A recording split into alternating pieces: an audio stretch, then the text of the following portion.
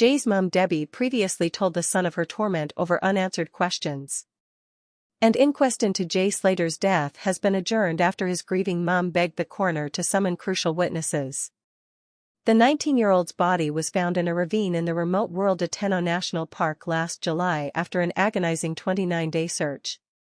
Apprentice bricklayer Jay flew to the Spanish island last June to attend the NRG Music Festival in Playa de las Americas with two friends, Lucy Law and Brad Hargreaves. Please subscribe to my YouTube channel.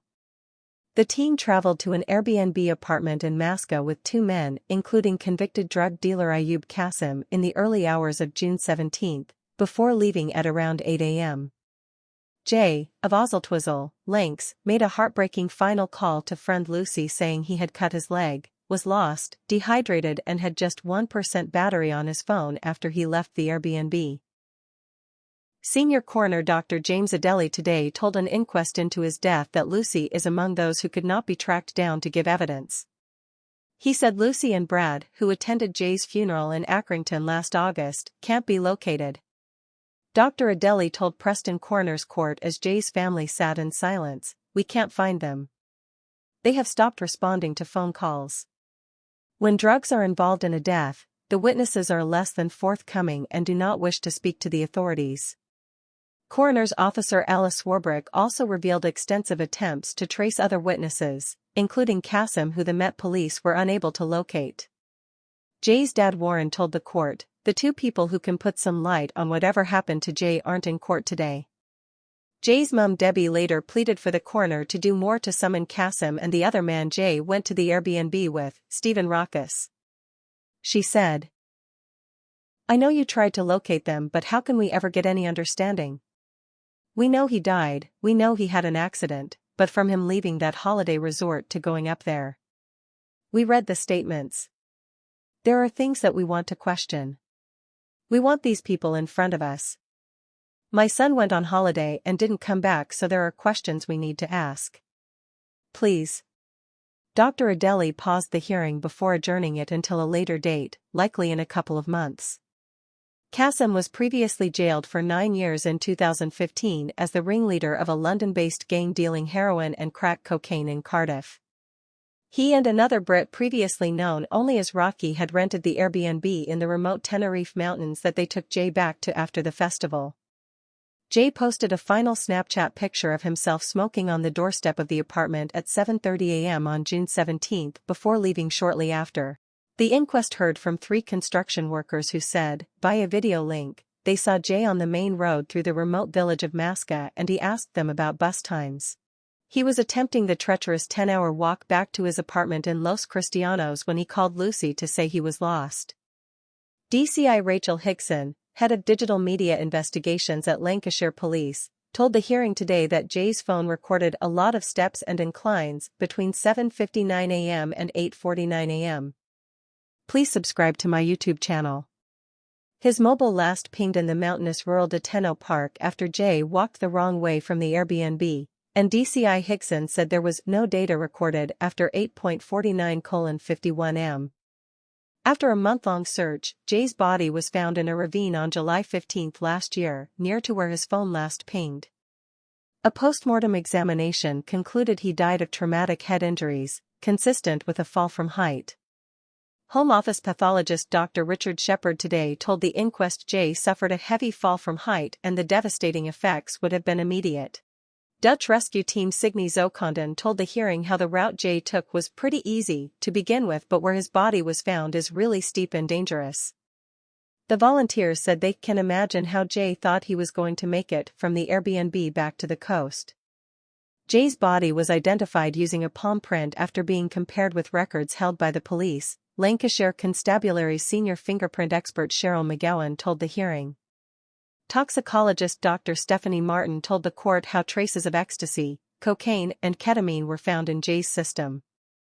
She said because of the length of time between Jay's death and the samples being taken, they were unable to say if he was under the influence of drugs when he fell. But Dr. Martin said Jay would have taken ketamine within the 12 previous hours.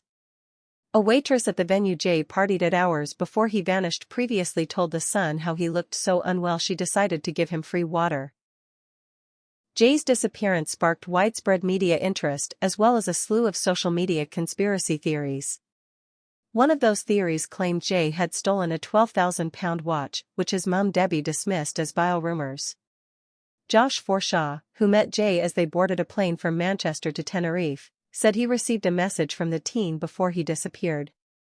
It read, "Ended up getting thrown out with 2 Molly kids, just took an AP, luxury watch strap, off somebody and was on the way to sell it." Josh told the hearing via video link that Jay said he was planning to sell the strap for 10 quid, slang for £10,000.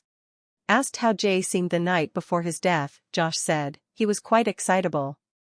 He seemed to be in a happy mood, joyful, excited to be there." He added that Jay seemed to be off his head on drugs. Josh told the hearing he received a Snapchat from Jay later in the night that claimed he ended up getting thrown out of the venue with 2 other people. He also claimed Jay sent him a photo showing knives down his trousers that was captioned "In case it kicks off." Josh said he did not mention the image to Spanish police before leaving Tenerife, but did inform cops in Lancashire on his return. The court also summoned Jay's friends Lucy, Brad, and Brandon Hodgson, as well as Kasim and Raucus. Please subscribe to my YouTube channel. But the hearing was told how in most cases they were either unknown at addresses held by police or there was no answer. Contact via mobile phone and email also went unanswered. Lucy is understood to be in Tenerife, while Mr. Hodgson said he would be away on holiday. Debbie pleaded with the coroner to locate Kasim and Raucus. She said, "I know you tried to locate them, but how can we ever get any understanding? We know he died, we know he had an accident, but from him leaving that holiday resort to going up there? We read the statements. There are things that we want to question. We want these people in front of us. My son went on holiday and didn't come back, so there are questions we need to ask. Please." Devastated Debbie previously opened up to The Sun about how she is tortured by so many questions over what happened when he went missing. The grieving mum said she could not get her head around why Jay got into a car with 2 older men after the music festival and went to their Airbnb apartment. School assistant Debbie also questioned why his friend Lucy did not race to pick him up. Fighting back tears, she told The Sun, "I don't know what he thought he was doing by going with these 2 guys. I really don't know. I can't get my head round why he just didn't go back to his own friends and went with them. In our minds, we think he's not realized where he was going. And it was dark. I just think he's not even thought about or knew which direction he was going." Brave Debbie also told how Jay was a loving and popular teen who had the world at his feet.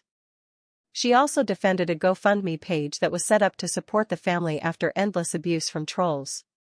The fundraiser was set up by Lucy, and Debbie said she did not know anything about it until the fund was already established. Debbie revealed the £72,000 was used to pay for a private search. Subscribe the channel to get such videos.